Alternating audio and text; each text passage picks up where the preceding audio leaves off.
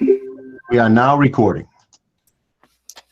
Okay, welcome everybody to the Mount Escutney School District meeting of April 5th, 2021.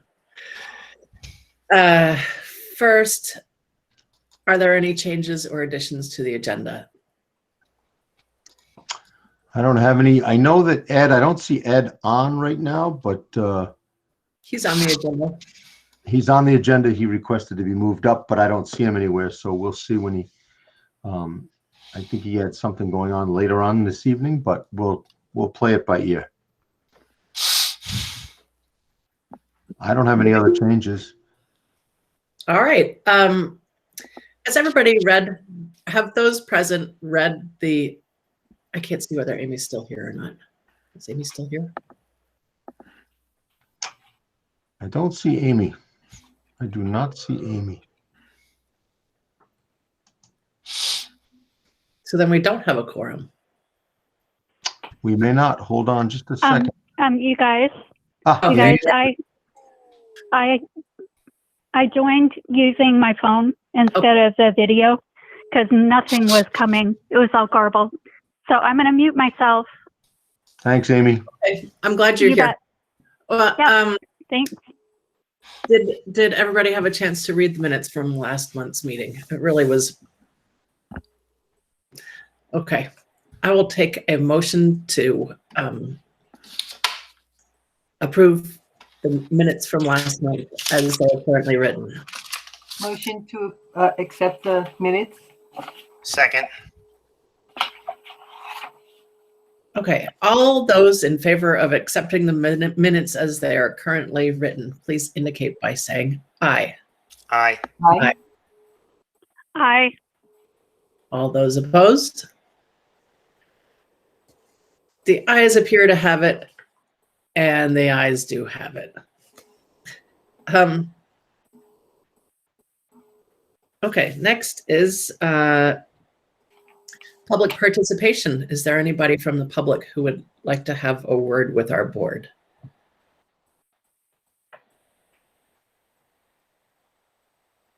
Okay, I don't see any. I'm just going to rearrange my tiles here for just a second because I can't see everybody. Okay. Let's see. What is that? Principals report. Jennifer Aldrich, are you here? She was here. I think she's here by phone, and Kate But is here. I don't think you guys are going to be able to present, are you, Kate? No, because I can't access it. Yeah. Give some reports Us? verbally. Yeah. Okay. Yeah, you can do it verbally. Thanks. Trying to think of what's on there. So for our highlights, we had 9th grade students teaching our 3rd grade. They took them outside and taught them how to tap trees, and we had a lot of pictures about that. We celebrated Read Across America, and our younger students came in dressed as their favorite characters. Nice. We did just our regular COVID update. We did have 3 cases this month that were student related. Not me? I don't know. No, I don't think it is. I think someone else has to mute. But we had 3 student COVID cases, which put out the same situation we had last time, where we have 3 pods in 3 pods in person, 1 remote, but 3 of our teachers remote, in a 5-6. That's going on at the same time that we had a case in a 7-8 pod. So we're working with the same situation there. The only thing we had to do differently this time is we did call a remote day for all 5-6, just because it was so much to work through. And that gave us just 1 day to get the sub coverage and everything else going. Due to all the quarantines, not all of our kids have finished the Track My Progress, so we don't have all that data about the comparisons, but we're working on it, and we plan to have all that done before the end of April, because that's the end of the window. We will be having, last year we didn't have an NHS induction because it was at the height of the pandemic, but we did accept new students into NHS, and those names will be published shortly, so we'll share them at the next meeting. And we are working on reporting what all of our students' post-grad plans are. We won't announce what graduation will look like until the week of May 10th. And as of Thursday, when we were on the phone with risk management, they still did not approve a prom, and they didn't sound hopeful that they would. And I think that's all I have to report right now.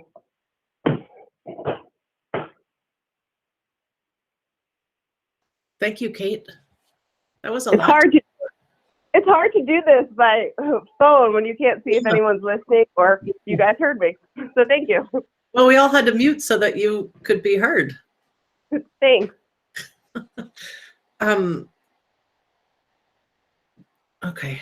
Thank you very much. That was a good report. Jennifer, are you here with us?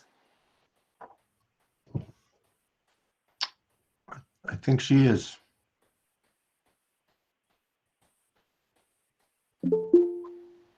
Maybe this is her coming in now. Here comes someone. Here comes someone. Jen, are you with us? Jen Aldrich? I don't think she is. We might have lost her because I know her cell phone capacity is not always great either, but Okay. Well, if she joins us, then we can ask her to report on Albert Bridge. The next, moving right along, we've got the superintendent's report. right. So let me just go down my list here pretty quickly. Not a ton new. The COVID situation continues to be a bit of a challenge, as Kate reported. We've had a couple of schools that did have a case. In Windsor's case, 2 cases, but Weathersfield also had a case which shut down a 4th grade pod. So again, we're still encouraging people to mask up, to stay distanced. Certainly in our schools, it's not a problem, but we're encouraging our communities too to just not feel like we're on the out of this. And anybody who's watching tonight, I know that it feels like we might be getting close to the end, but we've got a little ways to go. So we're really asking people to be cautious, even though I know we are just chomping at the bit in terms of being ready to get together, to gather socially, to travel, and all of those things are going to be able to happen in good time. I've especially put out sort of my recommendations for April break. Not that, you can control travel, but we're really asking people, especially with out-of-state travel, even if they've been vaccinated, to just be careful. We have to remember too that none of our children have been vaccinated.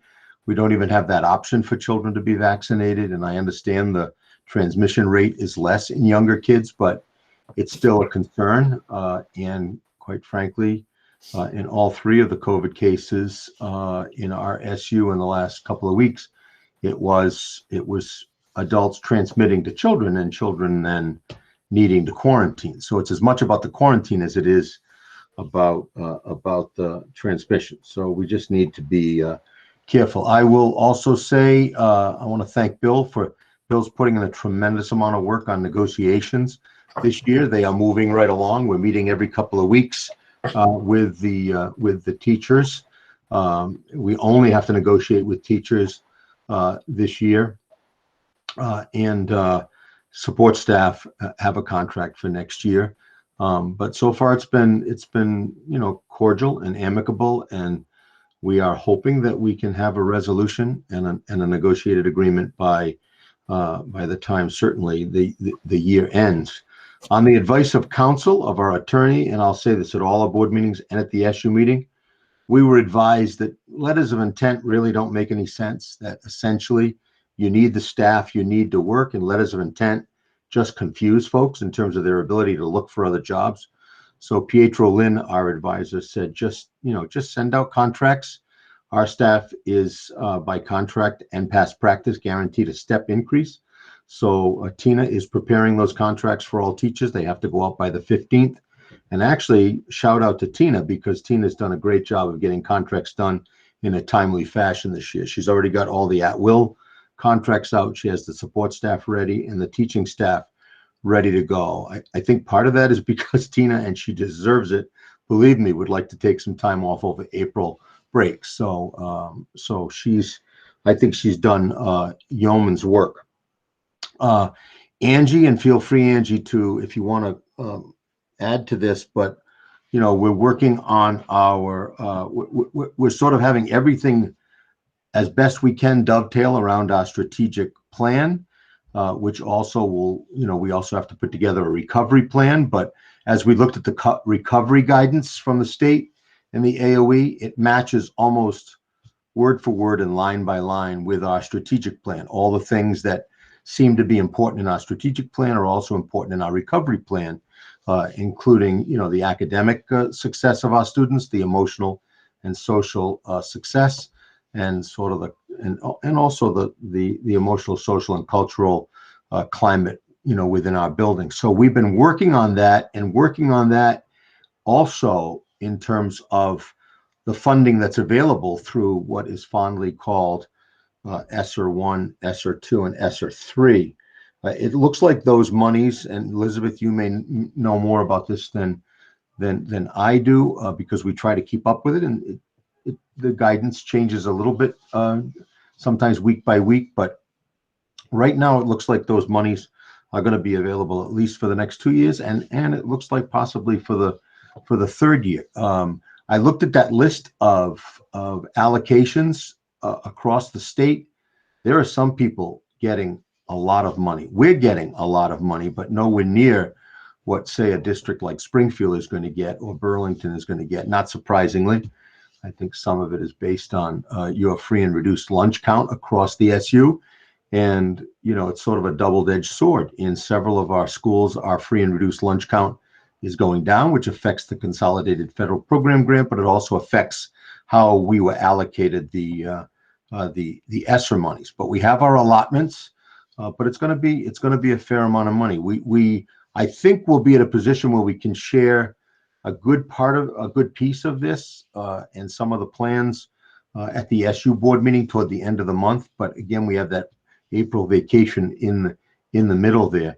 The only position so far that we've created, because it was recommended by the state, was somebody to help Angie. I think I put this in my memo to the board, somebody to help Angie with the Recovery Act or with the recovery grant. And because Angie only has so much bandwidth too. So she's going to be working closely, and I think we can make it public tonight. Brittany Preston, who is was or is still the assistant principal at Heartland, will be taking on that role, and she's excited about it.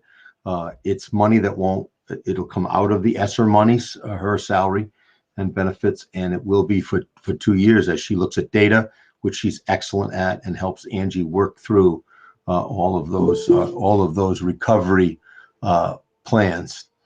I also wanted to say that, and I mentioned this in my letter too, we are looking at, again, bandwidth of our staff and how much energy and time we've got to do all of what we want to do.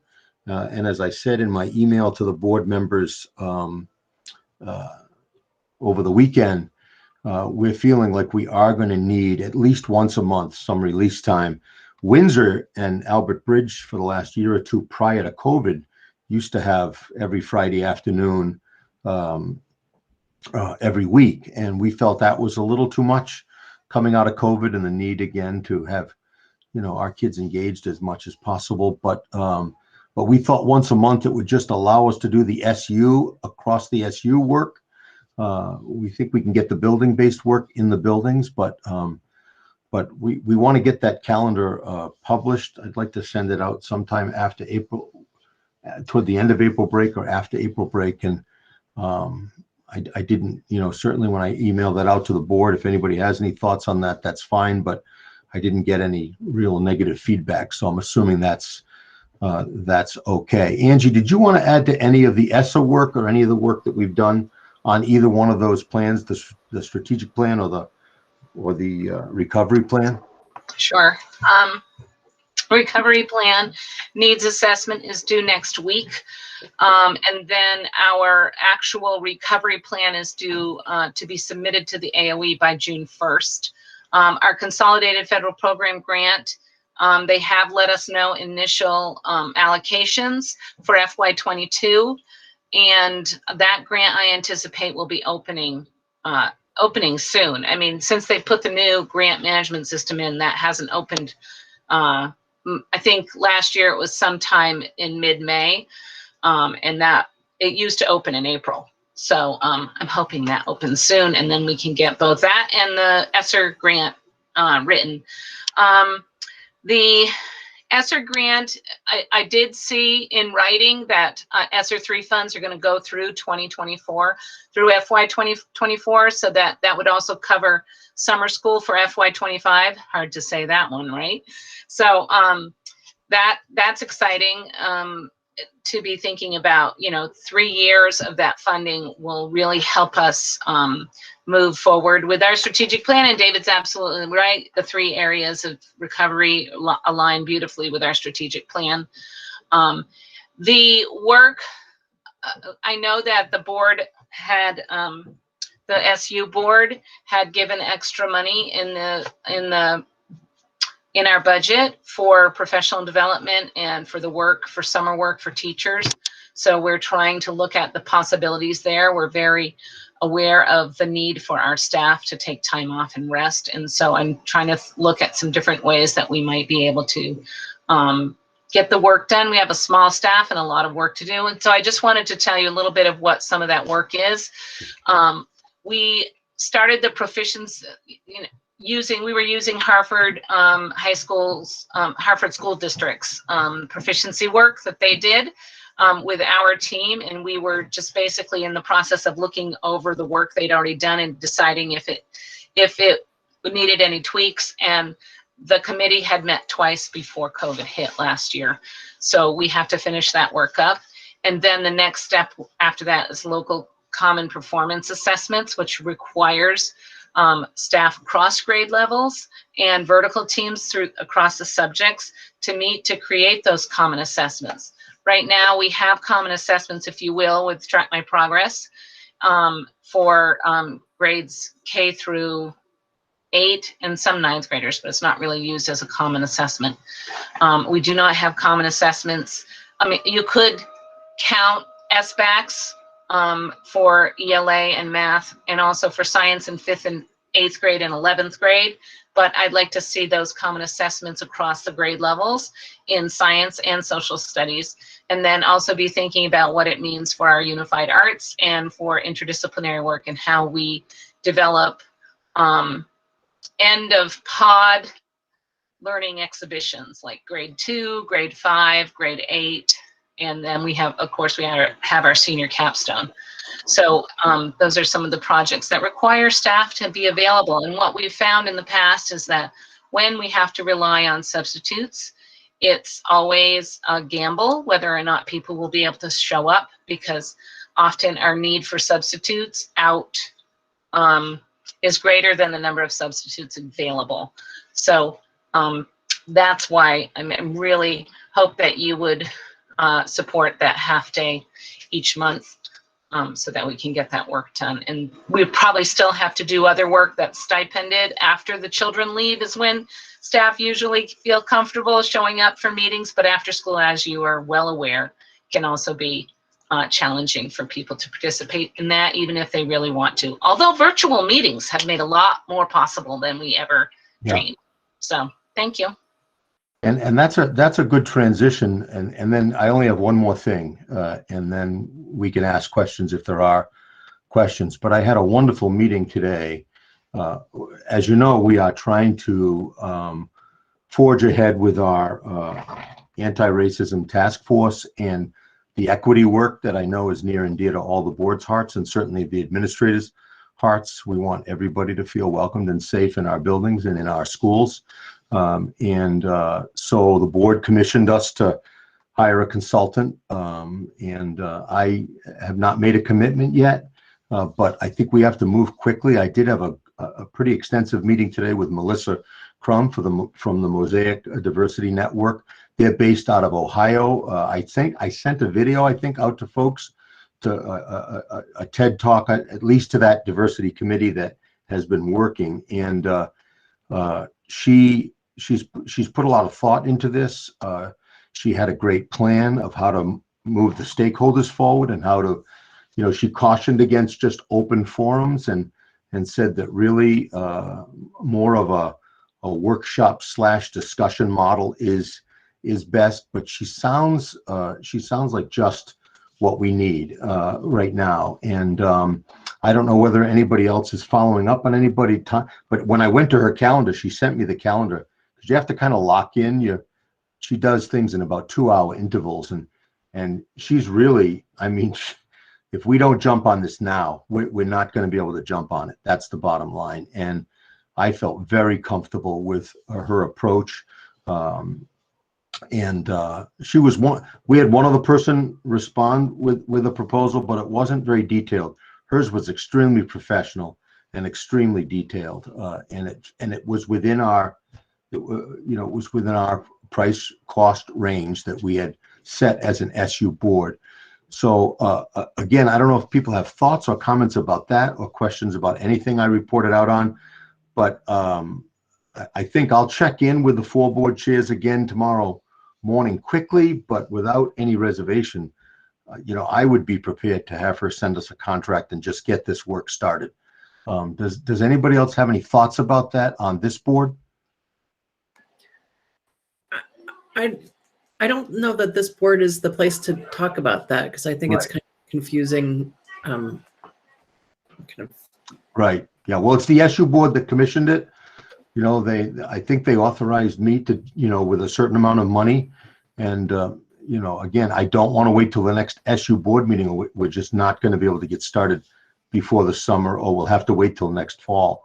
So I guess I was just sort of looking for just some general thoughts. Some of you are on the SU board. Do you want to hurry up and slow down, or do you want to just kind of move ahead? I'm just thinking more from the SU board members for advice.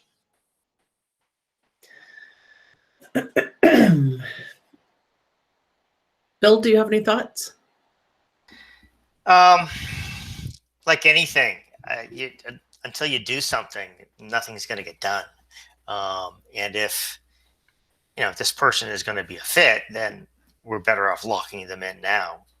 And I like the whole idea of her understanding, at least from what David said, understanding the fact that there needs to be some limits set on participation, or just. Yeah.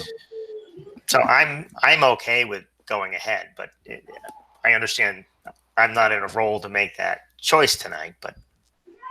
And I could reach out to Nikki as well, because Nikki chaired that committee. I could just make sure she's comfortable with the decision. This is an incredibly reputable company, and I agree with what Bill just said, that they, I like the fact that she said everybody's going to come to this table with very different views, and what you want to establish up front is sort of a common understanding and a common knowledge base about where these attitudes and attributes come from, and why it's so important that we all have the same sort of view on, or at least a similar view on, what we're trying to accomplish. She just seemed very gentle in her approach. So, I had that 1 or 2 questions about her, and I wondered whether you asked her whether she's ever worked with a rural community, and whether she's ever worked with a rural, mostly white community. Yeah, that's a great question. I did ask that, Elizabeth, see how great minds think alike. And not only did she work with a fairly white community, but she just did a day-long engagement workshop / forum with the Hartford School District, which is our neighbor's school district. So she knows how to virtually tag into Vermont and how to, to sort of navigate those waters. So that was one of the last things I asked her, and she was very forthcoming about that. Let's talk more with the other members of that committee. I really I feel apprehensive about kind of I get it. further into the discussion That's fine. in this forum. If that's all right. That's fine. Does anybody have any other questions for David regarding his superintendent report? Rebecca? Well, I had a question more for, well, David and Angie. And my question is, because I know you've been doing apparently lots of assessments. And so my question is, will the assessments you are utilizing give you an idea where our students are academically pre-COVID and post-COVID to make sure we are keeping them competitive? Do you know what I'm asking? Yeah, I do. Angie, do you want to talk a little bit about the data dive we've already done? It's not done or thorough, but I think what Rebecca's saying is, are we looking at pre-COVID versus post-COVID data so that we can see where we've slipped with both academic success and things like attendance and social emotional strength? Do you want to answer that? So yes, I will. So really our best source of data right now for that pre and post COVID is our Track My Progress scores. Track My Progress, the data inside Track My Progress is not, we can get it for the students and their grade level in their school, but what we can't disaggregate for is free reduced lunch, IEP status, 504 status, ES, our support plan, and gender. That is a functionality that we do have in Power School. It also requires our tech team to do some manipulation of that data in order to make it available. And because of other priorities, the tech team has not been able to have that updated. It's going to be updated this month in anticipation of needing that data for our grants. Whenever we are asked for data, it often gives us a glimpse into what capability we need for our data. And so it would be really useful, I think, to look at September 19 to March 2020 data, March 16th data, and then September 20 to March 21, so that we're looking at the same period of time. And then we could look at cohort data, third graders in last year compared to fourth graders this year. They're similar cohorts, but it's still not exactly the same students. We could also look at grade levels. So how did third graders do last year and how did third graders do this year? The one piece of information that we are lacking is our social emotional screener data in the student's own words. We are looking at a variety of products that ESSER funds could very well pay for that will require students to be surveyed. Over the years, the last, I'd say 3 years, 4 years, we've been trying to find something that would do that would help us figure out where students are in their own words, like their data. So the particular program I'm looking at, and I might be telling you more than you really wanted to know, right? This particular program involves an interview with kindergarten, first and second graders, and then it's self-reported third and up. I think that's a tool that shows promise. One of our school counselors, I think, mentioned it to me last year, and another one wanted to get it this year. So I do think it's a product that they would find useful, and that would give us that data in terms of because it would show us the risk factors for students and how they were reporting. What we do have for social emotional data to show us about engagement is attendance records. We have our behavioral data, Rule 4500 reports. Those are reports where students, it's something required by the state for physical management of students. And we don't have a lot of those, thank goodness, this year, but that is something it can tell us. So a lot of it is just gathering from pockets here and then just trying to find a system to get that data. So.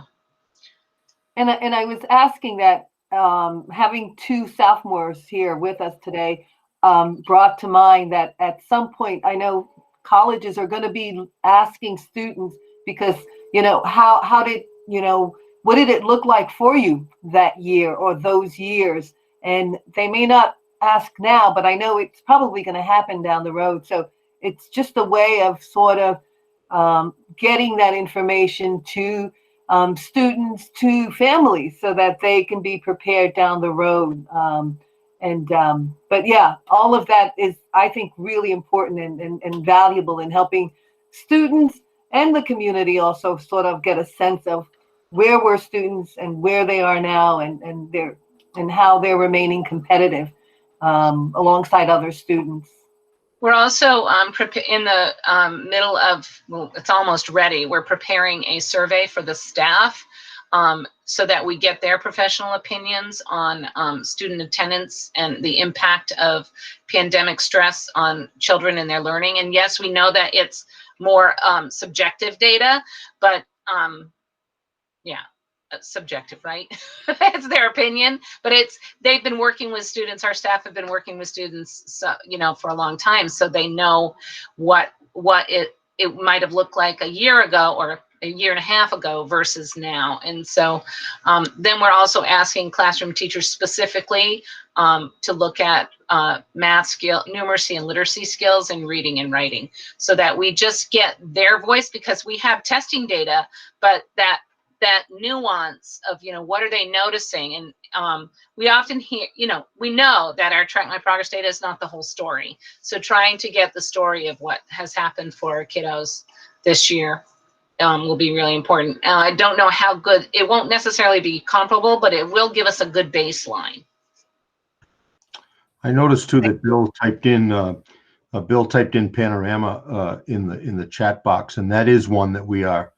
That's the one I was talking about, yes. Yeah, that's the one, Bill, that we're talking about. And, you know, we may reach out to Hartford and see how it's worked, but it seems like a really simple tool to use. And one of the things, Rebecca, to your point and to Angie's point, if you read through the recovery outline and the Agency of Education's sort of guidelines around recovery, you know, and not, I mean, it should be student-centered. It is student-centered, but one of the things we were reminded, we just had a meeting with our trauma consultant that we meet with on a regular basis, and he cautioned us again, and we are always aware of this, that, you know, a healthy staff makes for a healthy school. So it's not just about the students, it's about all of us as we come out of this pandemic and what that's done to us with respect to the isolation, the frustration in not being able to work with kids the way we're able to. So Angie's right, that'll be a focus as well.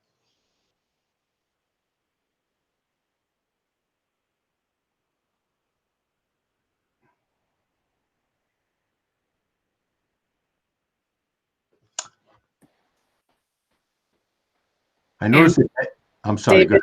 David asks whether you've looked at Tableau visualization. I have not seen that. Have you, Angie? Sorry, Bill asks if you.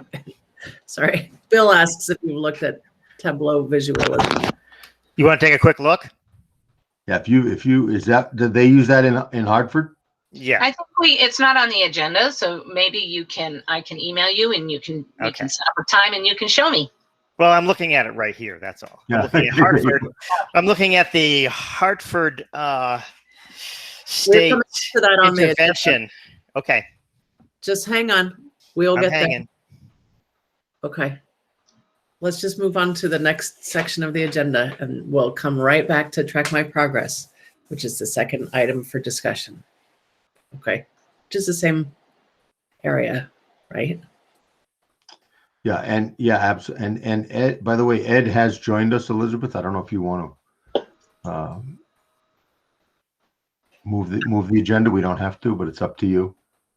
Well, I suspect that we'll get through this agenda pretty quickly, actually. Yeah, it's looking and forgive me, I don't think we're going to be here until 9 o'clock or anything, but we have 2 sophomores on here, and I don't want to scare them off with numbers. There you go. That's a good point.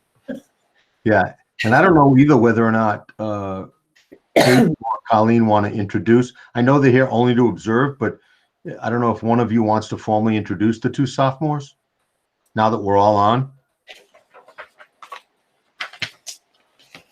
Well- I believe that it was Estella Atwood and Olivia Kelly, but I didn't get to see both the names, and I think we're on call. So I think They that's are, right. one is over, Olivia Kelly is at Estella's house. Oh, They're great. They're together. They are together, Awesome. right? Yeah, Olivia and Estella. So glad they're here to join us. Thank you so much for being here. This is, Where are they? what's that? I don't see them in the list of participants. Estella was there. They might be on one of the calls. They were on Estella's email, but they might be on a phone call. Well, they were here. They definitely were here because they put something in the chat about themselves being here. So, A good segue into the next agenda item, Elizabeth. which is students on the board. How are we coming with student participation in the board? I can take this one. So I went around to the sophomore classes today, and Stella and Olivia volunteered to come tonight, but they both were very like, please don't make us speak tonight. And then tomorrow we have a meeting at 9 with a student interest group that's particularly interested in equality and social justice. And I believe some of them have an interest in being on the board as students. So we definitely are starting to get the interest, which I think in the beginning we weren't getting because kids were just so overwhelmed as we're adults. But now that they're in the groove, I suspect our participation will pick up. Excellent. Thank you. Elizabeth, just so you know, Jen Aldrich texted me and said she is able to hear and listen. So she's on, but when she goes to unmute, it doesn't work really well. So she is with us. Okay, thank you. Is there anything else to add about the discussion of student participation? Yes, Rebecca. So, can we look at having students involved before the year end? I just think their voice is we know that they are they're interested. We know that they're involved, but we're just not hearing their voices. And I think it's so important to be able to hear their voices and make that connection. And as we continue around all of these really important decisions we're making. So what I'm asking, I guess, is when do you think that and how does that work? Elizabeth, I think you may know that, how does that happen? Do we need to ask them on? Do we, I don't know, but I would love to really hear their voices, the one or two sooner than later. I agree with you. We have I think we have I hate to call it a procedure, but we have a plan for how they can apply and then be accepted to be on the board. But it's never been implemented before. So this is the practice waffle. But the first step, of course, Rebecca, is to drum up interest, and then we can, we'll see how it goes. Hopefully, we'll get some kids in here who want to tell us everything they know. Why not? But it sounds like, Colleen, you and Kate have a plan to follow up with the students who showed up at least for a little while tonight, and then you'll hopefully next meeting, we'll have some either applications or interested names. And I think it's possible, Rebecca, to hear from a couple of them, even if they're not officially. I think to just kind of get a report to the board about how the students are feeling about how this year went. I think we can, I don't want to speak for Colleen and Kate, but I bet we can make that happen to get their voice.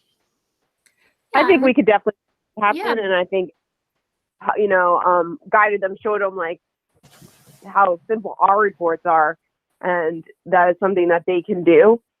I think they'd be happy to do that. I think when there's parameters and kind of directions in place, we'll get more participation.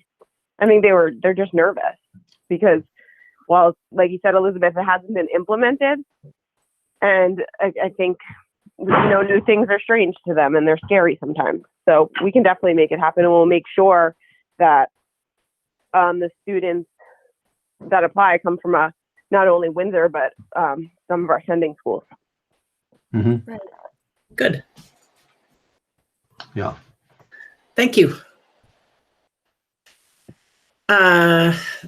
So, okay, now we're back at Track My Progress. Yeah, I think, and Kate, you might want to, or Colleen again, speak to this. I think what happened is the window didn't close. I don't know, you know, where we are. I know we're using some of that data in terms of our planning, but is that something, obviously we're not ready to present that tonight, it sounds like, right? No, but I looked at, so we did have one class complete, and that was our 4th grade.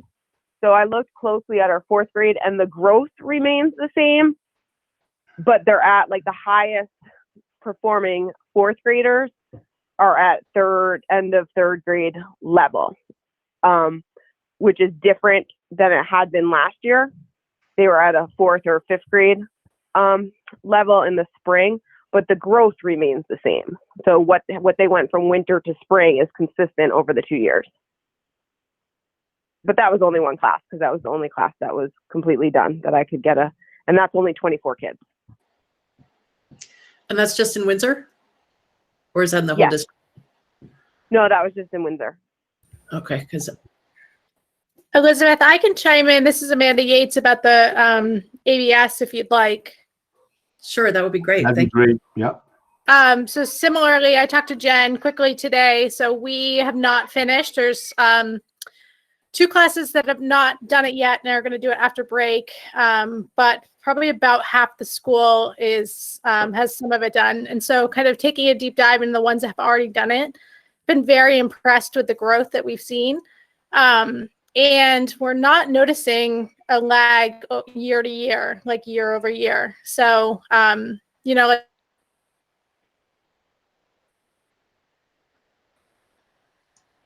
one of our classes, the kind of benchmarks up to 100% of the kids in that class met the math and the EL. So we're pretty impressed with the growth that we're seeing so far. Yeah. That's great. But I think we should, obviously we should keep this on the agenda, and I think at our May meeting, we'll be able to have more detail. And I think by then too, because we'll be able to look at some of that data that Angie's putting together, you know, across the SU, comparing as Rebecca said, pre-COVID versus, you know, the current situation. So let's just keep it as an active agenda item. Bill, did you want to show the thing that you wanted to show real quick? Or no? I'm saying yes, but I'm muted. Now you're good now. Yeah.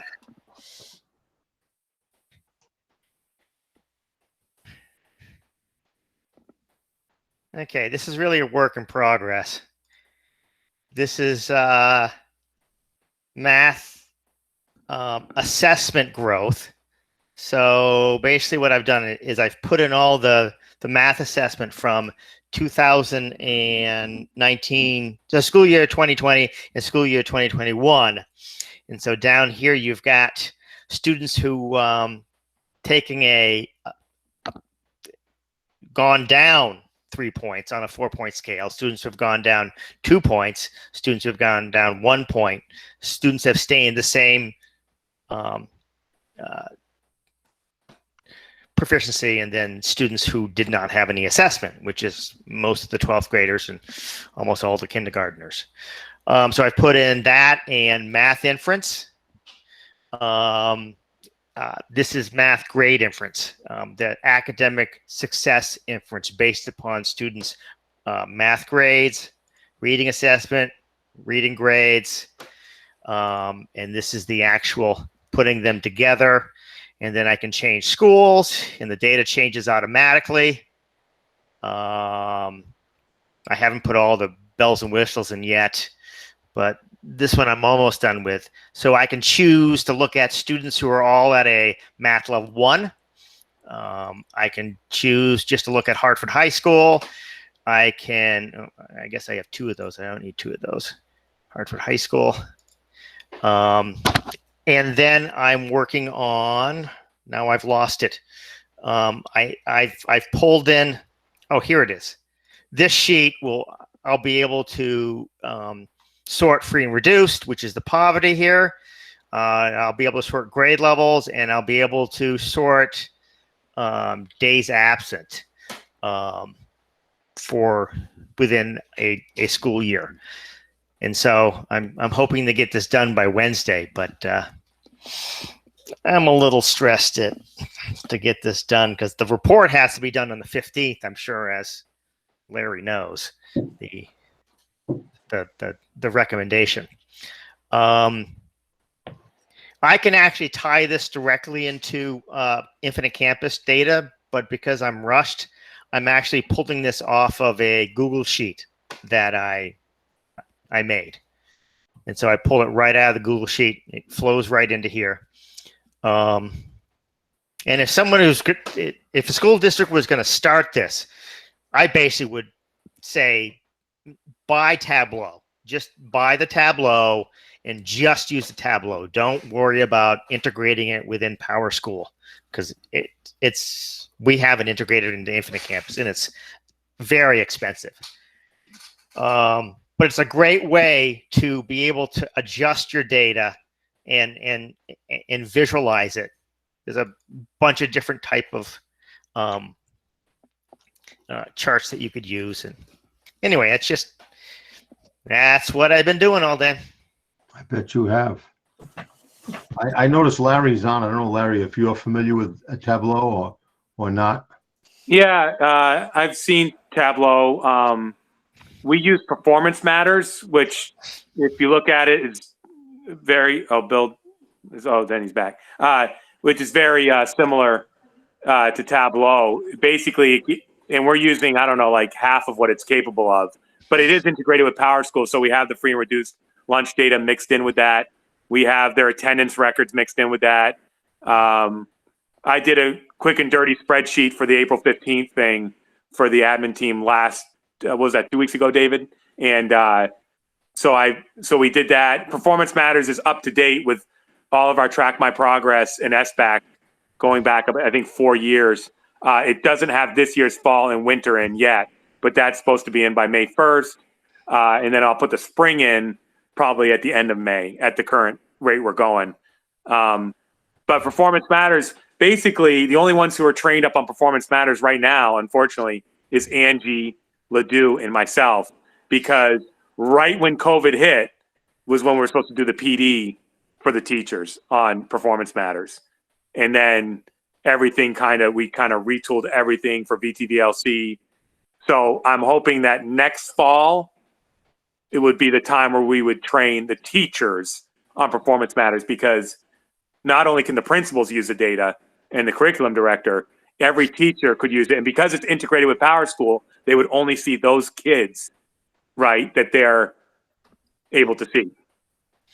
Yeah, the issue though is it's as you know, Larry, it's so front end heavy. You know, the programming is just. Yeah. Well, the thing with Performance Matters is we used to use Pearson Inform, and then Pearson dropped Inform, and they discontinued it. So we were kind of scrambling, and we went with Performance Matters, which has a different model. So with Pearson Inform, it wasn't as well integrated with PowerSchool. So we had to do a lot of the data upload ourselves.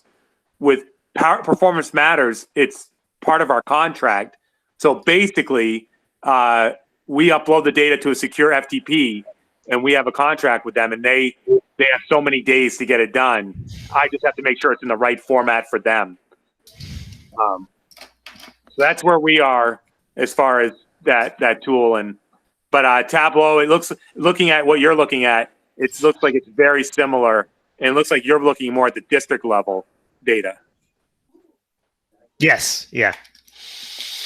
I used the Performance Matters reports last year for my data inventory for the consolidated federal grant. It does require a little extra manipulation in terms of to get it into a spreadsheet that you can then do comparison, but actually it worked quite seamlessly once I knew how to use it. Yeah, sorry about my connection here. I'm at my dad's place, fully vaccinated, by the way. Hey, congratulations.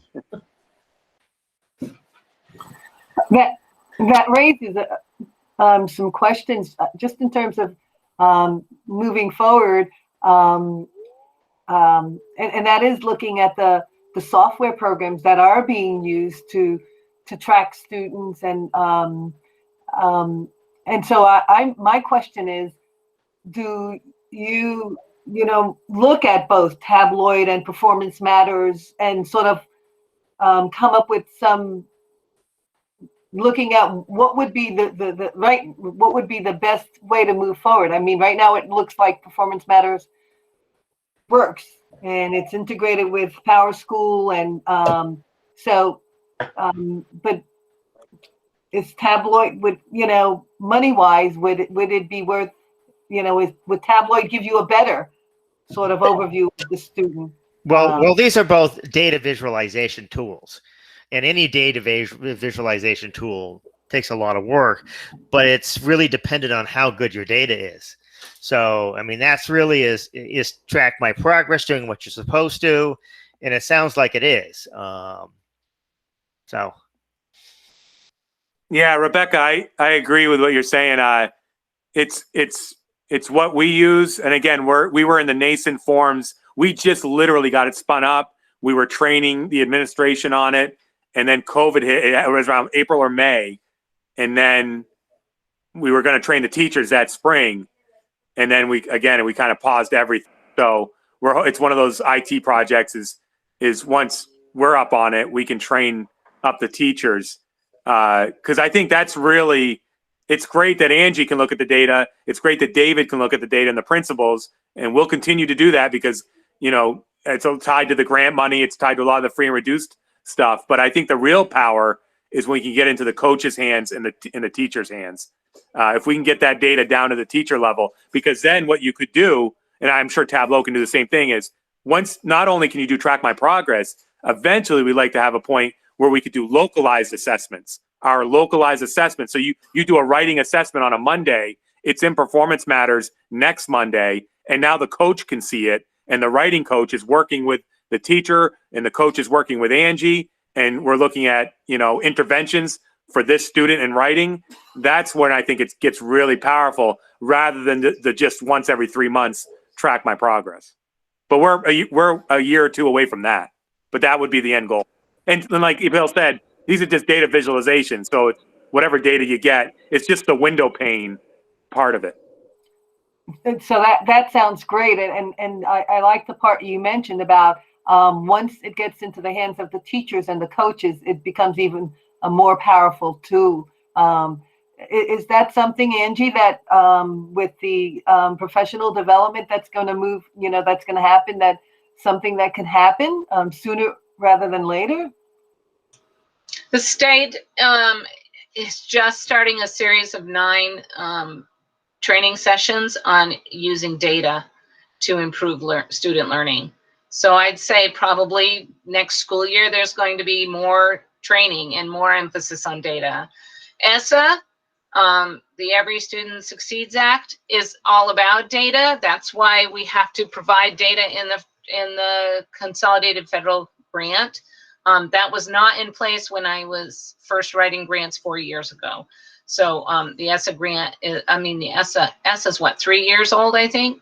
And so looking at data, using data, that's all part of the, that's what's coming around now, why the emphasis is on data. So absolutely.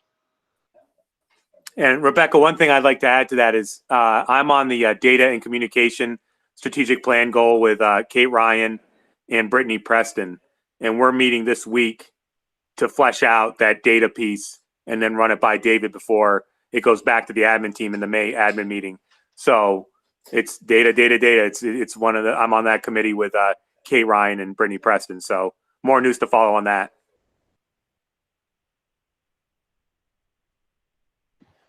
Okay, are there any other questions or comments? But not you. Okay, the next item on our agenda, if it's okay with everyone, let's move Ed up to the next spot on our agenda. Is that all right? Okay. I Ed? think that will work. Ed, do you want me to show my screen, or are you going to do your screen? First of all, can you guys hear me? Yes, fine. Yes. Okay. So I think I can do this. Hold on. I saw you do it masterfully before. There he is. Look at that. Yeah, so I sent you guys a summary, which is what I have right here. And the top half, again, is revenue. And then the bottom half here is all expenditures. So anything that's negative means that we're not getting what we budgeted. And everything that's positive means we got more than we had budgeted. So a couple of things I wanted to highlight.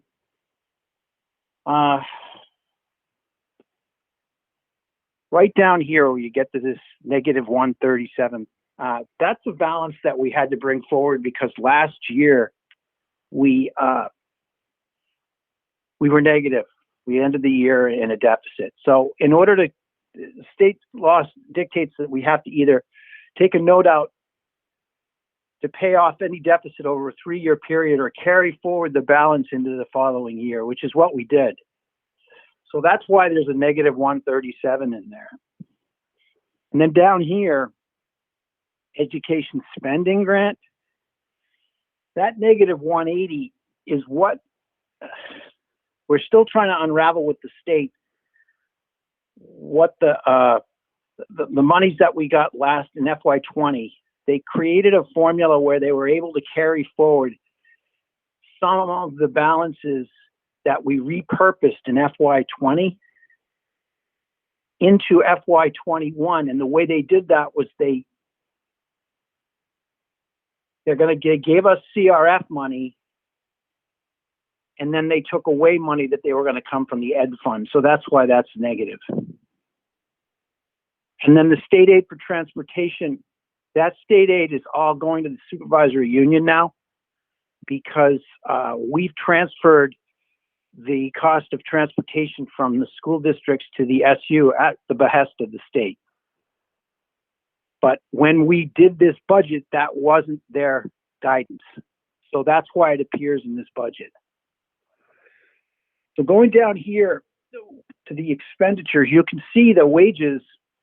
It's the same kind of idea here. You've got your budget, you've got what we've encumbered, meaning what we expect to spend for the remainder of the year, and then the year-to-date expenditures, so the actuals. And what you're doing here is you're taking the actual budget, you're subtracting out the encumbrances plus the expenditures, and you come up with the balance. So in the case of wages, it's showing you an available balance. You've got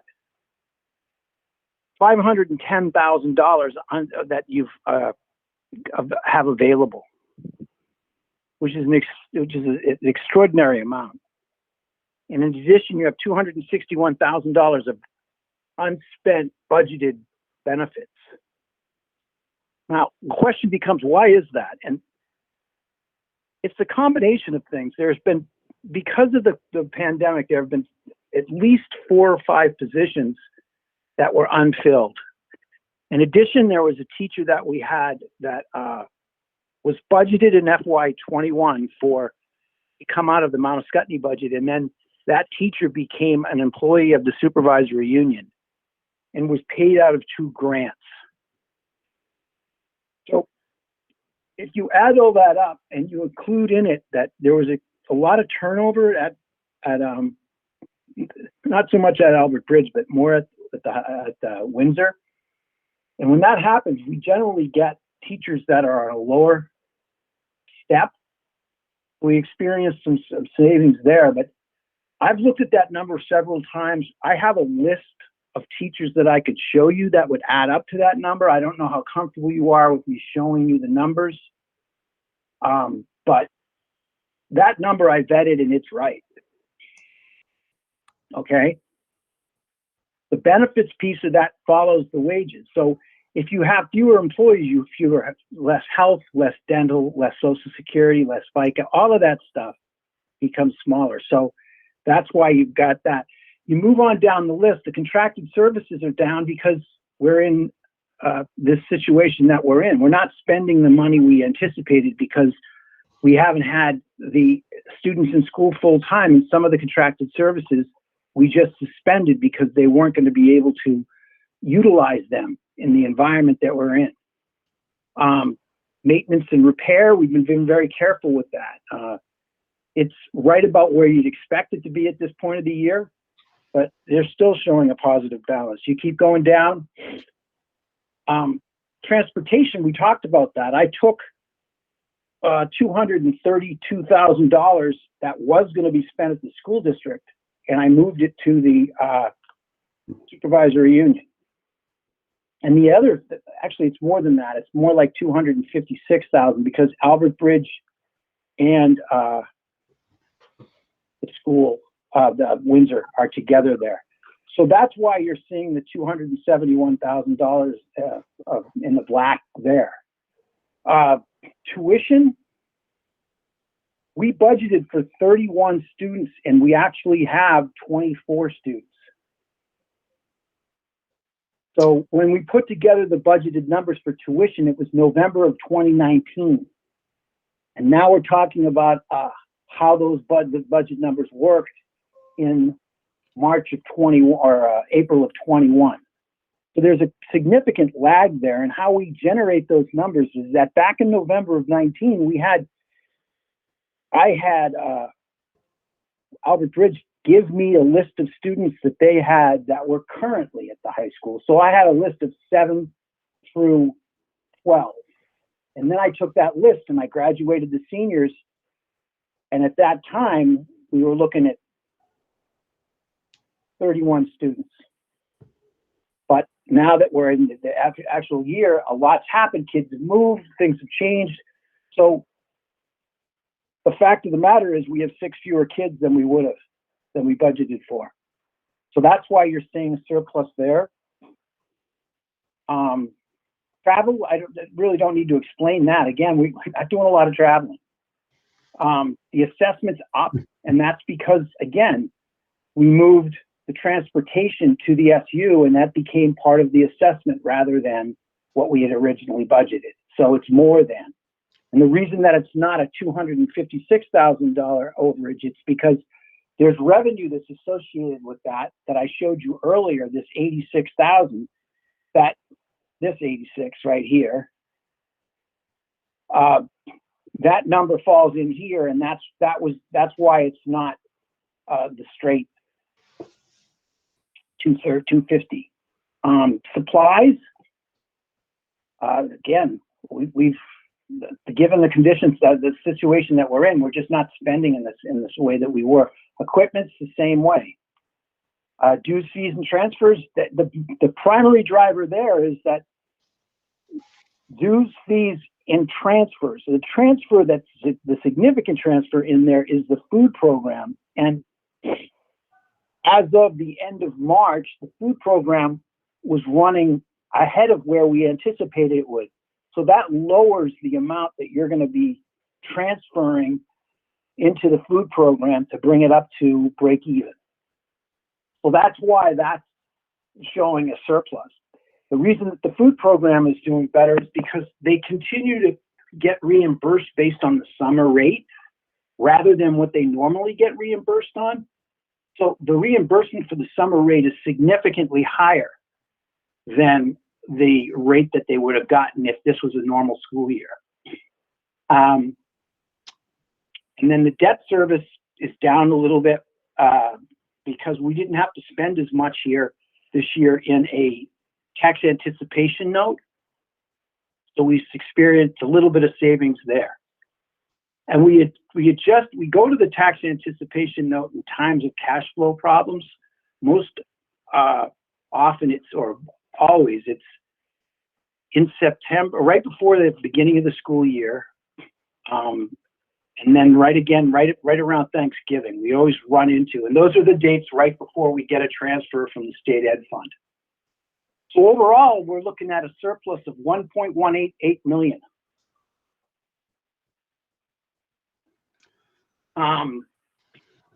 Questions? It's a lot of money. That's pretty stunning, Ed.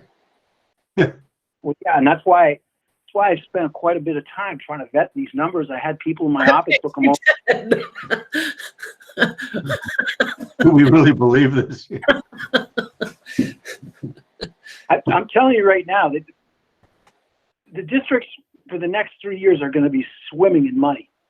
So I think one of the things that we should think about is a couple of years ago when we were in the Middle Act 46, we talked about a pool or a hockey rink.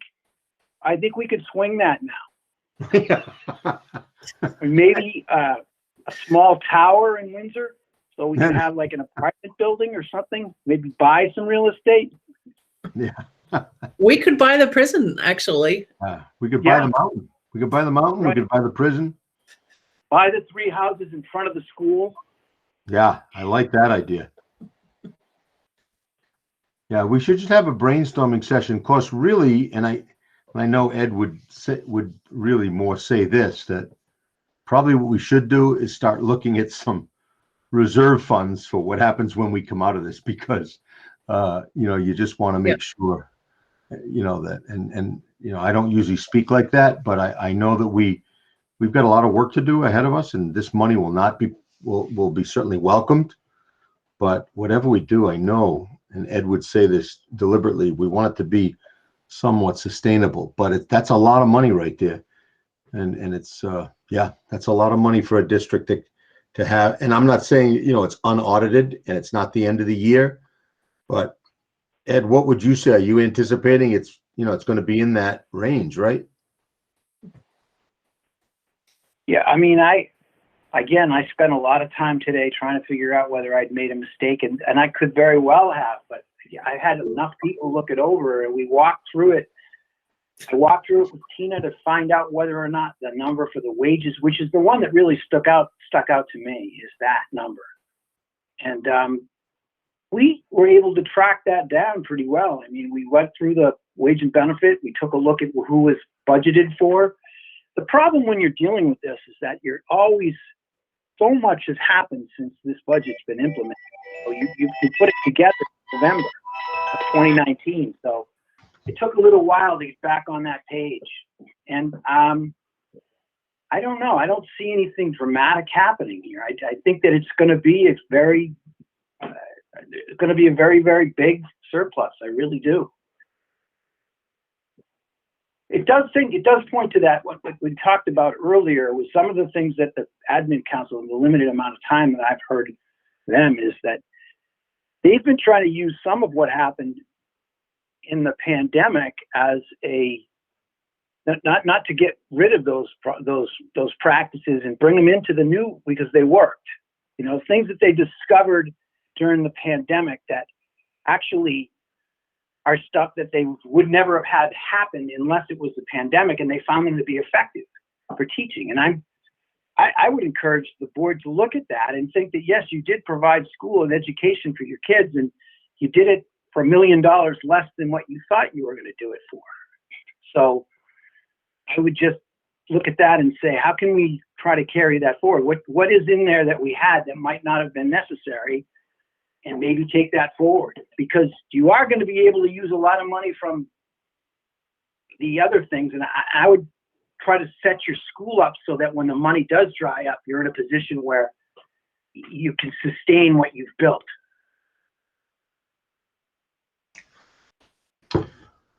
One of the things the administrative team has talked about is the fact that we had a lot of success with outdoor education this year. We got kicked out a lot, but part of what that requires are structures that will maintain the winter. I mean, a lot of our schools, not just Windsor and Albert Bridge, you know, we did a lot of work with temporary structures and some canopies and tents and things like that. I know at Albert Bridge, a lot of work went into some of those, but the truth is the winter can be hard on those things. So, you know, that's a possibility too that we could think about. But again, we'll certainly, I think part of the report next month will be the strategic planning work and the recovery work and you know, some of the things that are attached to that. But I think we're going to, even with all that, especially with ESSER, I think we're going to have a pretty good fund balance.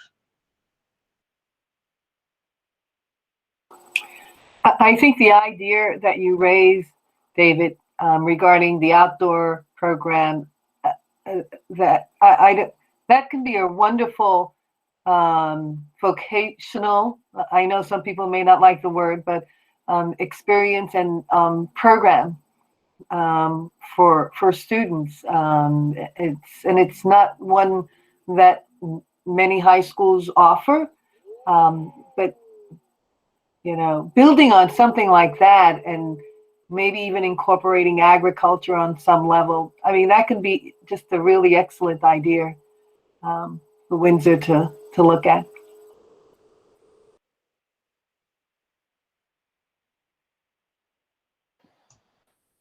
Or you could buy the prison from the state for $1 and then use the $1 million to fix up what's there. Good place to put the pool. Right. Okay, well, thank you very much, Ed. That's a very exciting update. Thank you.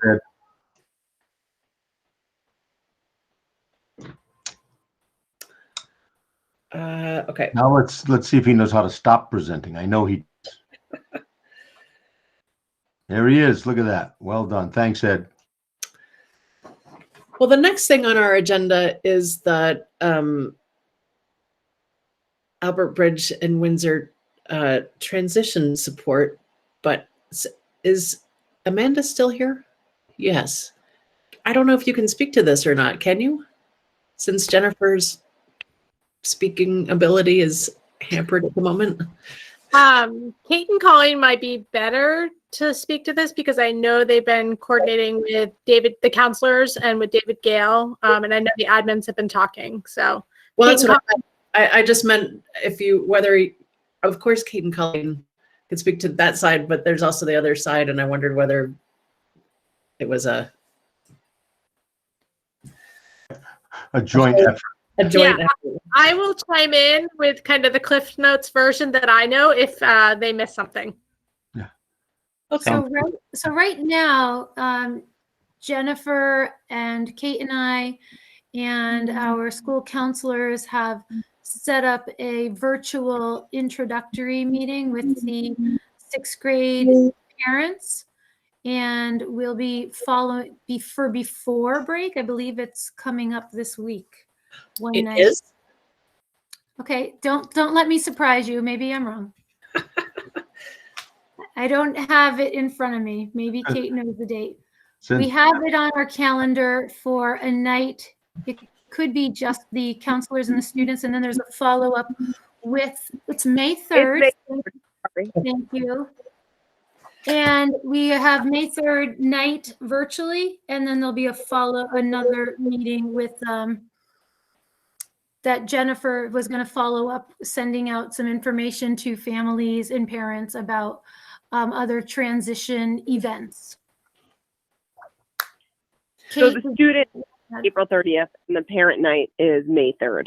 And they're going to have a chance to, all the admins will be on, the counselors will all be on, and they'll have a chance to do that. But one thing I did want to point out, and this is a huge kudos to Jennifer and David Gale, is that we're finding like the natural ways to make the transition happen.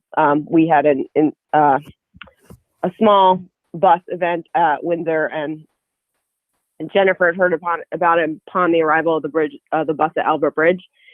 And she immediately reached out to Colleen and myself and said, David and I think are the best people to investigate this. And we said, come on over. And they came on over and took the lead on that and worked with us to resolve it. So those natural transitions are just happening, I think, mainly because we enjoy each other and rely on each other. So I believe it's only going to get stronger as we continue to lay out the formalities.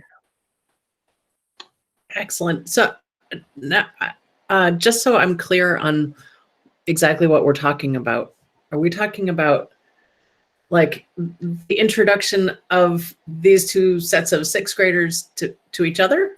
Or are we talking about the sixth graders being from Albert Bridge being introduced to the bigger pool? The sixth graders being introduced to the staff kind of at Windsor with the counselors and the principals in a virtual tour. But Annalise is working on the social aspect of doing the like book club and just social gatherings via Google Meets. I know she's reached out to our teachers to get that going. Okay, so it's like a full orientation. Excellent. Okay. So Elizabeth, just to follow up on your question, so, and this is probably for Kate, Colleen, or Amanda. So then, because I think the first part of your question, Elizabeth, was important, and that is the current sixth grade at Albert Bridge and the current sixth grade at Windsor, since they are going to be classmates for a fairly long period of time. I guess I'm hearing in there that there will be some of those, social opportunities for those kids to mingle before the end of this year. Is that what I heard? yes. Okay, that's what I thought.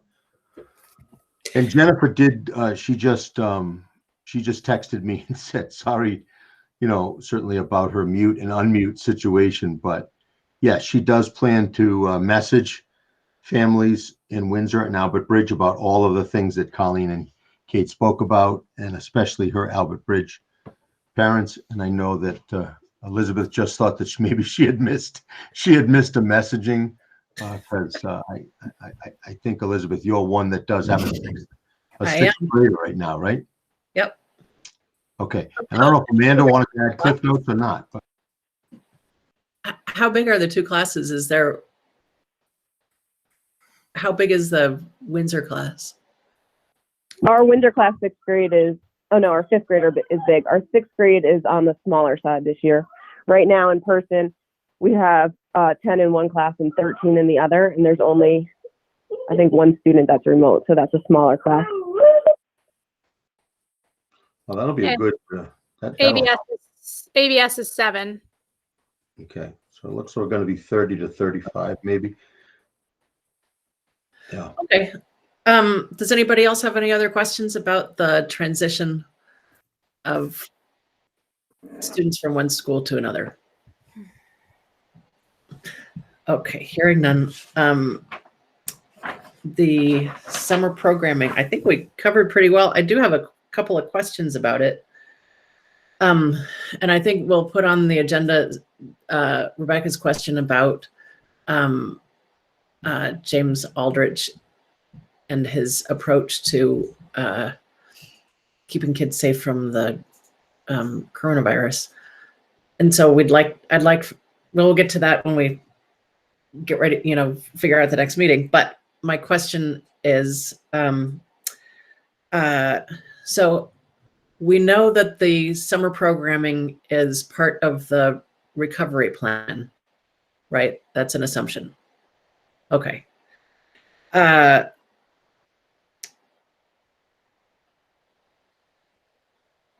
Is Windsor Rec part of the plan?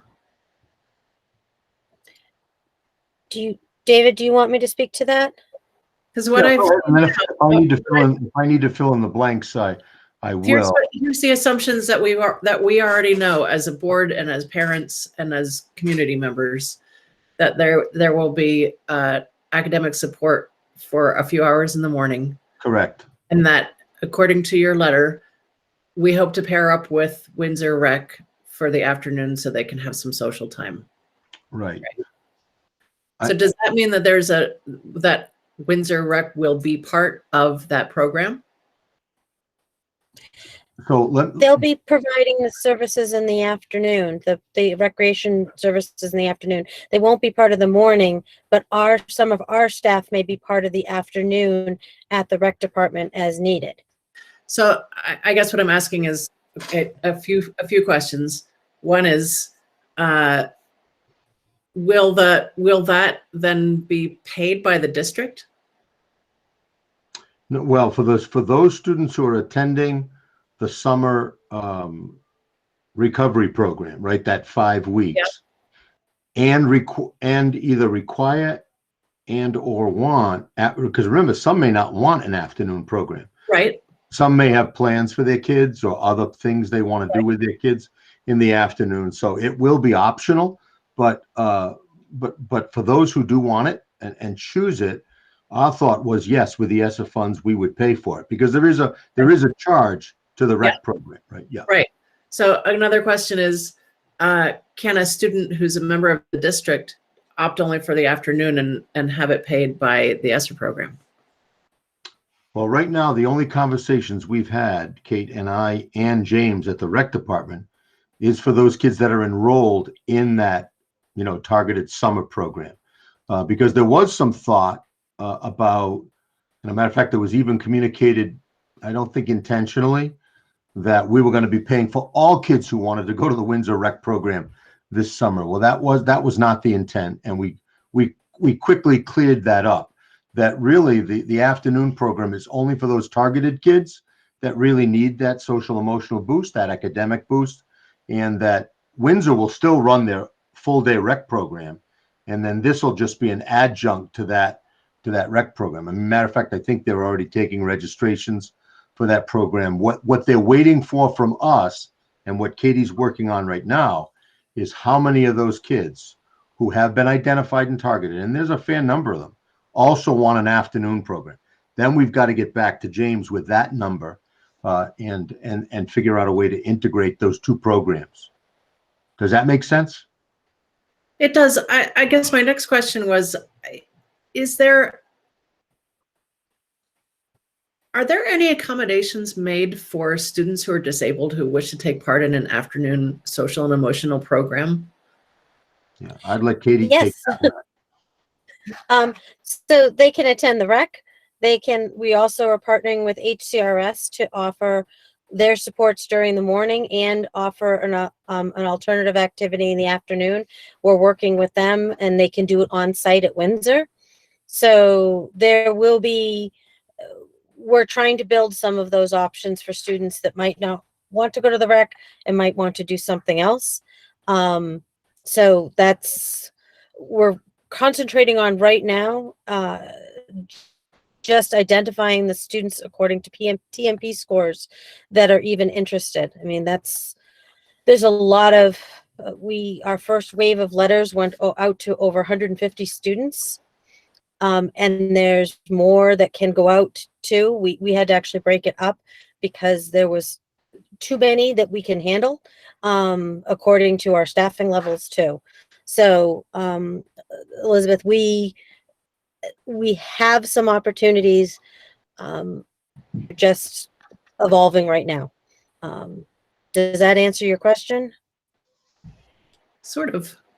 Yeah, the numbers were, when we looked at the targeted, again, using the Track My Progress data, the MTSS referrals, the special ed staff.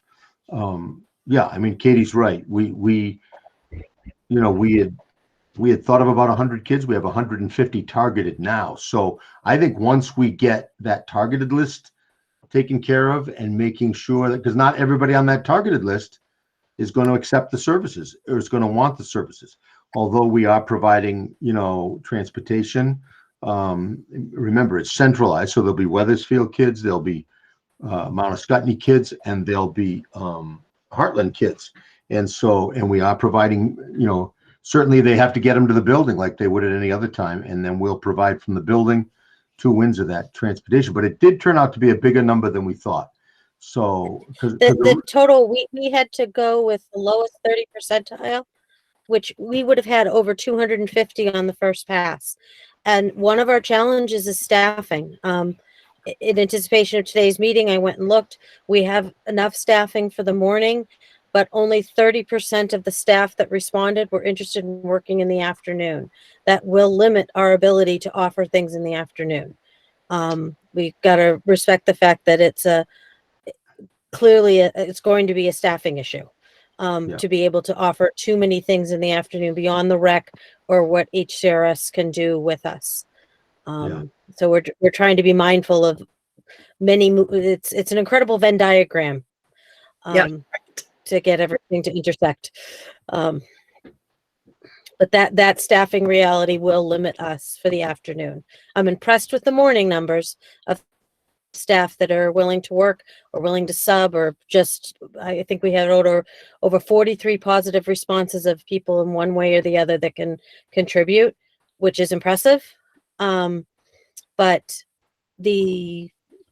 with that, the afternoon, largely on my numbers were support staff willing to support students at the rec department or continue to be at school. So hopefully by next time we meet, we'll have some more solid numbers and an outline. We're meeting right after break with the 2 co-coordinators to flush things out. And Katie, just when do you think we'll be able to get a tentative number to both James and John? Because remember, John Leonard at the Heartland Rec Department is also willing to take some extra kids. You know, we'll transport them back there. Heartland kids may want to do the Heartland Rec. You know, I mean, they're going to have different kinds of activities set up. So when do you think we'll know that, Katie? We asked parents to send back the first wave of letters this Wednesday, so we could look at it right after vacation. It was a fast turnaround, and we sent the letters out snail mail as well as a Google form to get as many ways to get the forms back, and we're getting them back both ways. So right after break, or actually this week we're meeting, I would anticipate that we would be able to get them some tentative numbers by right after break, which could increase during our second wave of letters. We want to cross-reference spring TMP scores and make sure that we've cross-referenced with all special education summer services. We should have a large overlap and are not, you know, there's going to be a few places that it's been a little confusing with remote students who didn't take DMPs or for other reasons might be flagged. So right after break, fingers crossed. Yeah, that's good. Or maybe even, you know, you and I can connect even a little bit. Just before break. I think the issue with James is the same issue we have, and with John, and that's the staffing piece, right? Because they've got a bench of college kids that they can hire if they need them, but it's just a matter of them having a rough idea of how many on top of those already registered are going to be part of this program. So, right.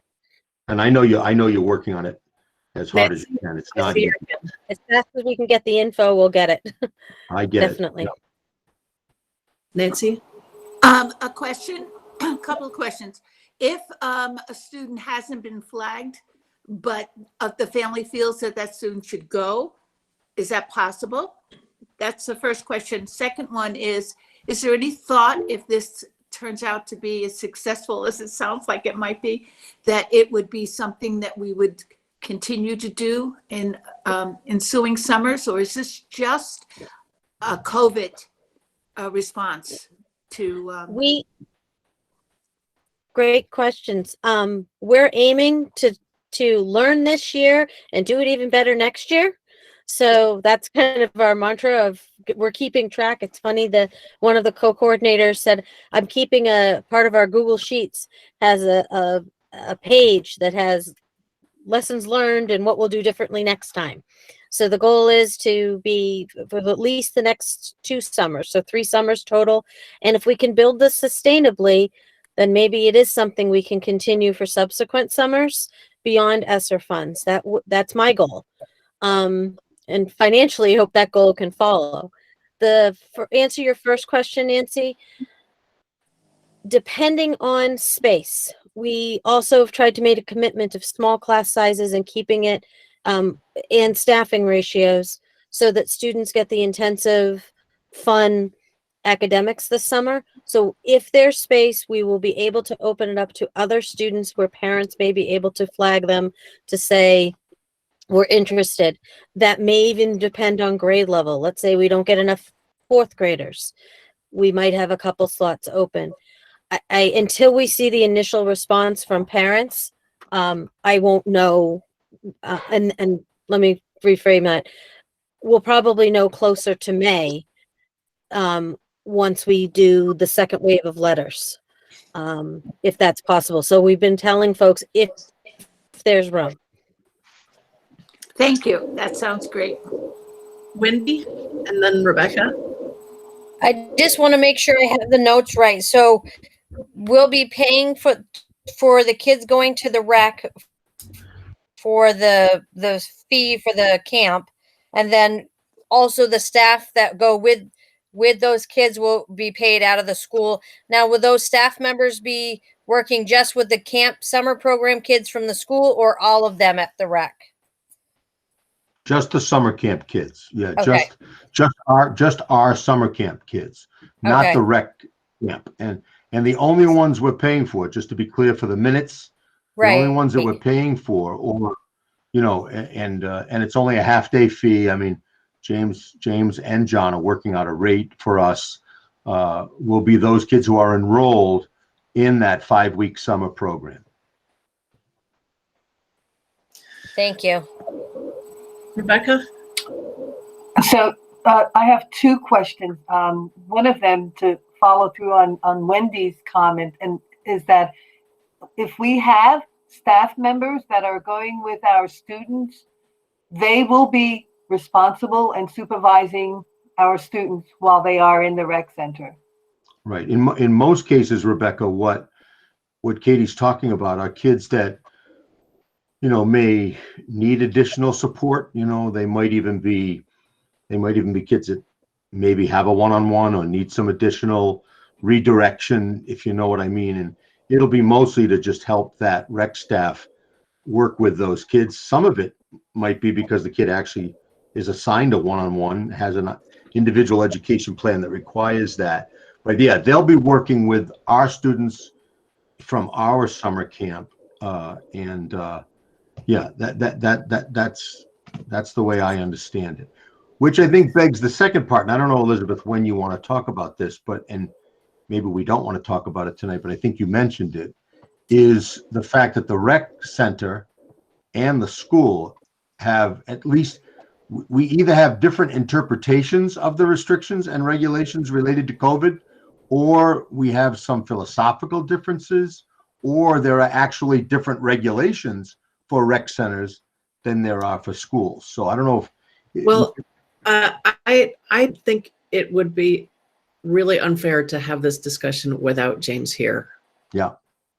So we'll put him on the agenda for next time, but I don't really think it's fair to talk about it without him as part of the discussion. Yeah. Well, what I will say, and I assume he will be glad to come, and he may want to come alone. He may want to bring Tom with him, because I had a couple of emails this week from, and I think some of it might be the anticipation of this summer program. It might be just some general comments about what appears to be, quote unquote, a little bit of a relaxed approach to the requirements and restrictions. But I reached out to Tom and James both this week, and I expressed that concern. And I think it might be better. That's why I like that idea, Elizabeth. I think it might be better if if they can verbally explain it, the email that I got, and I'd be glad to forward that to anybody that wants it forwarded to, it just, I still couldn't get a handle on, is the rec center a public building? And in that public building, are people required, because aside from AOE guidelines or rec center guidelines, there is the mandate from the governor that anybody that enters a public space, supermarket, gymnasium, barbershop, no one has told me yet that you can be unmasked. And so I think that's going to be a really good question to ask them, because I was still a little confused. But I think James can answer it, and he can at least respond to it. We may or may not agree with it, but I can invite him. Yes, please invite him for we'll talk about that at the next, when we talk about the next agenda. My question. Yep. Oh, my second question to Katie is, have you ever, as you're looking at additional opportunities for the students, have you ever considered connecting with vital communities? They're a very eco-friendly community. They work closely with Hartford, the Upper Valley. They have some great programs, ag programs, just wonderful programs that I'm sure students can benefit from also. We've talked to the co-coordinators about bringing in some of those community pieces to the morning program. We realize we may be stretching ourselves too thin by trying to do too much reaching out for the afternoon. So I'll bring that up at our meeting as another option. We were talking about, if we're not going out for field trips, how do we bring people in and integrate pieces into our morning program? So I'll add that to our list. It's a good idea, and they had a few others too. That as things unfold, we'll be able to connect classrooms with those community resources, because we want to make this school-like but not look like school in a different way. The other group that was really helpful, the other group, Rebecca and everybody, that was really helpful in the past, and Colleen and Kate, I'm just not sure in this, in this COVID environment who to contact, but Bridging the Gap, BTG, was a very important group. A matter of fact, they provided the afternoon services and programming for, I think, up to 30, 35 kids in the summer. But I don't know who coordinates that. I don't think it's through Vital Communities. Does anybody know who the contact person would be for that? It was Lori Adams at the Early Childhood Center. So should Kate? Margaret Russo took it over with a new person. Yeah, I remember that. Right. And I don't have that woman's name off the top of my head right now. Me either, but it's in my email if you want it. Say that again, Wendy. It's in the. I have the new supervisor's name from that. To Margaret, me, I can send it to you. I just can't remember what it is off the top of my head. No, if you could email that to me, Wendy, Katie and I can reach out to them too. They were incredibly helpful in terms of providing really great activities for kids, because I'm not sure, given the number that may respond to our initial survey and the second wave, whether or not either rec center is going to be able to handle all the kids that we've got. So whether it's Vital Communities or BTG or our own HCRS, I think all of those partners will be helpful in providing the afternoon for those who want it.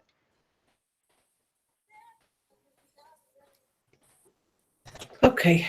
Does anybody else have any other questions about the summer program? Wendy, is that a legacy hand? I think it is a legacy hand. Yes. Thank you. Yes.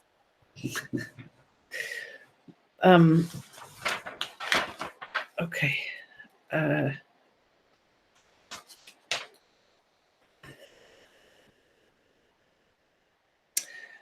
So my question remains: if a person is physically disabled, would they be able to, and they participated in the morning program and they wanted to participate in the Windsor Rec afternoon program, would accommodations be made for them to be able to participate in the afternoon. Any student that wants to participate in the Windsor Rec program that can participate in the Windsor Rec program is supposed to be able to, despite any disability that they need to be able to accommodate. And if Okay. that requires a school staff person going, then yes, but that any physical, mental, social, emotional, whatever disability category, they're as legally obligated to accommodate as we are at school under Okay. 504. So, That's what I wanted to know. Yeah. Thank you. yes. Thank you very much. So that okay. Anyway, we're getting to the setting the next agenda. It comes after our action items. Here come the action items. That's action. Everybody's still awake because we're getting to the action items. Okay. The first item up for action is the People's Bank CD scholarship accounts. David, can you explain what these are, please? I wish I could, but I can't. I thought Ed might stay on, but does anybody know what that refers to? I thought this might have been an Ed action item, but Well, I believe what this one refers to is it's a scholarship, and it is renewed on an annual basis. And the question is whether we want to have the scholarship renewed on a continual basis versus annual renewal.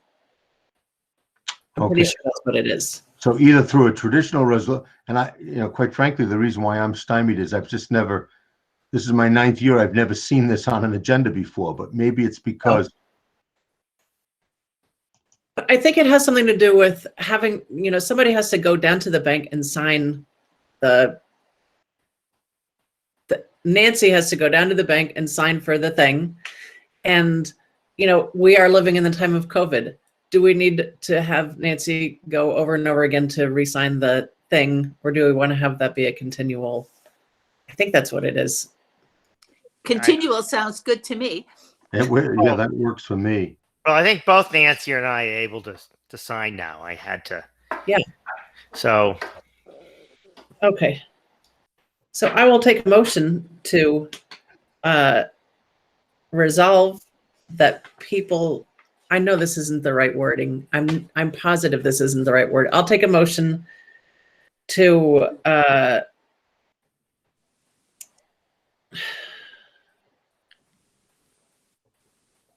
extend the People's Bank CD scholarship to omnibus status. How about that?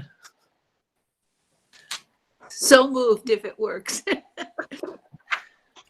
Yeah, I'm texting Ed too to see, but I think that's exactly. My guess though is that I think someone still has to go sign. Yes, I think somebody definitely has to go sign. Okay. Oh yeah. But we don't have to re-up the scholarship every year. I'll second. We're committing to a longer term on the scholarship. Okay. I think I'm pretty sure that's what it is, actually. Yeah. I'll see if he responds back to me, but I did not put it on the agenda, and I probably would have had a conversation. However, the high school activity account one, I'm really not sure about. And Kate or Colleen, do you have any idea about? I know that I was asked by Lori Brown and Gail McCoy to come downtown to sign so that I could, if anything needed to be transferred into student activity accounts, that I had to okay when Terry Haig transferred money. I think my name needed to be on the account. That's all I know. Okay, but I'm not really sure. I'm not really sure what that means for traditional or omnibus. This is terrible. I think Gail McCoy has the answers we might be looking for. I know, and I'm my concern is that you have a bunch of events coming up at the school that you're going to need money transferred for. And I don't want to trip you up by not being comfortable with the question, but I'm also not comfortable with the question. And so I don't really know what to do. Does anybody have any specific thoughts about this? I'm happy to check in with Gail tomorrow, Elizabeth, and give you a ring once I talk to her.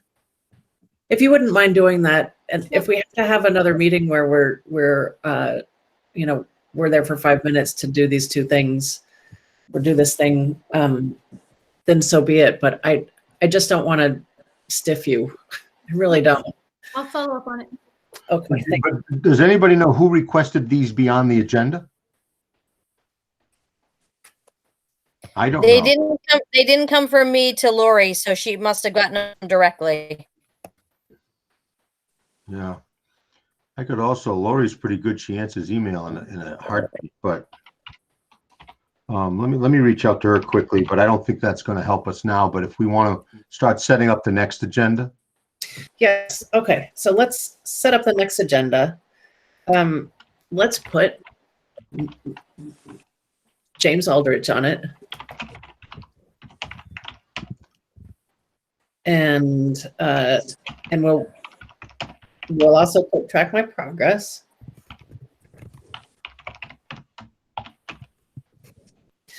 Now, Colleen, I swear I heard you say, I will tell you something in May. What was it? I said I wasn't sure about the dates, but they are April 30th for the Albert Bridge students. No, that wasn't it. Nope, that wasn't it. Something different in May? It was actually Kate who said it was a deeper dive into track my progress and the senior plans for May. That's what it was, the senior plans. Right, senior plans. Yes, you know what? Why don't we spend most of our meeting in May talking about actual students? I like that. Okay. So we'll also, maybe we could, have some students on who just want to come and talk to us. That's it. It'll be a listening session. We'll set aside some time to listen to students, and that's how we can rope them in. I'll tell them that in my office. I'll suggest they all come. Elizabeth, did you want something on the next meeting about the sixth grade transition? Transition, yeah. Update. Or will that be done by then? Oh, Nancy. It's okay. It's all right. I don't know. I don't know. I think it'll be a recap by then. Yeah, I think so too. And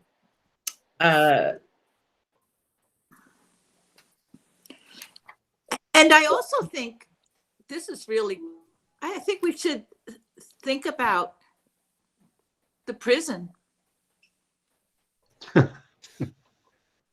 Well, as you may know, it's an area of discussion at the moment in Windsor, and they're looking into exploring options again, but this time with input from Windsor. And so they're trying to find something, whether that's selling the property or finding something that would be appropriate for its location, or who knows what. Hopefully they'll hash something out, but it's definitely something to think about. So the estimate is that it's worth about $1.3 million, and that it would cost about $1 million to fix it up to be usable for whatever its next iteration would be. And one of the proposals was to sell it to Windsor for $1. But that's to the town of Windsor, or whoever, right? Right. But anyway, We could talk, we're not going to talk about that at our next agenda. What we are going to talk about at our next agenda is, I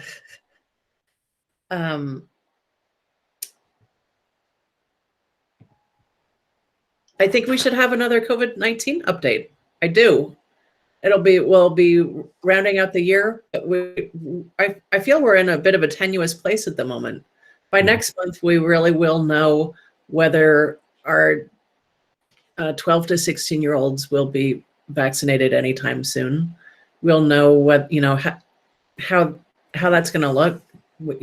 I think there are some elements that are a little bit tenuous at the moment that we'll have answers to next time. Don't you think? Mm-hmm. Um, Yeah, I mean, that can come under my report, or we can do it as a separate agenda item. That's fine. okay. I think that's good. Elizabeth, do you want an item for end of year festivities? And by then there may be more. Dr. Baker, I don't know what you think. Yeah, I think that report, again, I am sure the principals will report on that, because that's a very much a hot topic now in school, both at Albert Bridge and Windsor, in terms of what the end of the year activities are going to look like, including everything from graduations to performances. So yeah, we can report out on that, but I think that could come under principals report. We can just make a note of that. Anybody else? Bill, do you have anything that you'd like to add to the agenda? Nancy? Nope. Rebecca? Amy? Senior plan. Amy, are you still with us? I am. It sounds like a pretty full agenda. Amy, do you know what the thing was about the 2 action items? I have no idea. Okay, so I'm going to hold on voting. Oh no, we did. Did we vote on the first one? We did not. Okay, we'll hold They're off still voting at- on both of them until we figure out what exactly they are. And then if we need to, we can hold a 5-minute long meeting to pass them both real quick. I think it would be that, Elizabeth, or if you wanted to avoid a 5-minute meeting, one thing you could do would be to authorize me to get the information and then, make the appropriate decision. But I'm fine either way. I just, we could do it. I mean, I did send an email to Lori and to Gail. I'm sure Lori put it on based on something, and I couldn't find my agenda tonight, or I would have done investigation before we started. But yeah, I'm We'll sure. work it out. We'll work it out. I have every confidence that we'll find a way to work it out. I'm sure it's very simple. If it's time sensitive, we'll work it out without anybody getting screwed, and without any deadlines being blown, and without any money being stuck inaccessible in a bank account. Okay? I promise. Sounds good. Okay. And is there anything else? Because I don't think there is. And I think we reached the end of the meeting. Is there going, Elizabeth, is there going to be a, are you or David going to reach out to the anti-racism task force to just get some feedback on David moving forward? Okay. Yeah. I'll take care of that. Yeah. I'll do that first thing in the morning, because I just don't want Melissa to hang too long. I think she's ready to go, and I think the task force is ready to go, and our internal committee. When you take that committee of board members who work so hard on this, the administrative team, and then that full task force, there's about 25 to 30 people. So that's a good core group. And Melissa felt that was a good core group to get started with, and then branch out. So I'll reach out to that group tomorrow, and because I did promise Melissa by the end of the day tomorrow we'd have a decision. Only if we are set to work this spring. If we don't mind this work going into the fall, then we can all just take a breath and relax. But I thought there was some sense that we wanted to get some of this done before the summer. Yes, and David, if you have any time in the morning, I have a 7 o'clock meeting that should be done by 8:30. And then my next meeting after that is at 10. We should end this meeting. But David, if you could hang on. Yeah, I'll hang on. Just a minute. Sure. So I don't think that we need an executive session tonight, do we? No, we are Okay. good. Okay, 8:26. I will take a motion to end this meeting. So moved. Motion to end the meeting? Good. That's Bill and Rebecca. Give one of them the second. Okay. And all those in favor of ending the meeting? Aye. Please say aye. Aye. Aye. Aye. And and Thank Elizabeth, you all so much. do you want Rebecca to stay on too, just because she's on that internal task force too? Thanks, everybody. Sure. Yeah, Rebecca, why don't you hang in there too? See you guys. Bye, everyone. Thank you. Bye. Thanks, Kate. Thank you.